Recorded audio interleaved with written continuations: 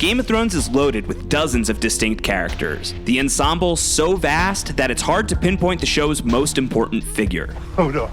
But if someone was holding a Valyrian sword to your head and forcing you to choose one person as the show's main character, the brooding warrior known as Jon Snow would be a pretty good pick. Let's dig a little bit deeper into Kit Harington's character. Here's everything you need to know about Jon Snow. Within the first few scenes of the series, Jon Snow is an outsider. He's the black sheep of House Stark, or the white direwolf, if you will. When we first meet him, Jon is known as the bastard son of Lord Eddard Stark of Winterfell. Even though he's accepted within his family, Jon struggles with not knowing more about his mother and where he really comes from.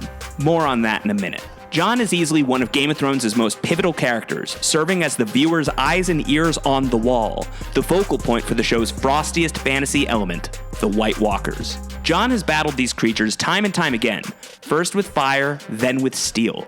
Really, among the most important things to know about Jon, it's that he's at the heart of some of the show's best action scenes. Jon usually walks away from these fights with victory in the rearview mirror, but there are exceptions to the rule, like that one time he died. Remember that? Of course, Jon didn't stay dead thanks to Melisandre's fire magic and a good bit of unfinished business with everything involving his mother. That question, the show's biggest mystery, was finally answered in the season 6 finale. It turns out that Jon isn't Ned Stark's son at all. He's actually the son of Ned's sister Lyanna, and his true father is Rhaegar Targaryen, the fallen prince who was once in line to become the king of Westeros. In other words, Jon just might have the best claim to the Iron Throne of anyone else in Game of Thrones, which might make things a little bit awkward when his aunt finally reaches the Seven Kingdoms. And yeah, Daenerys Targaryen is technically Jon Snow's aunt. Let that sink in for a minute.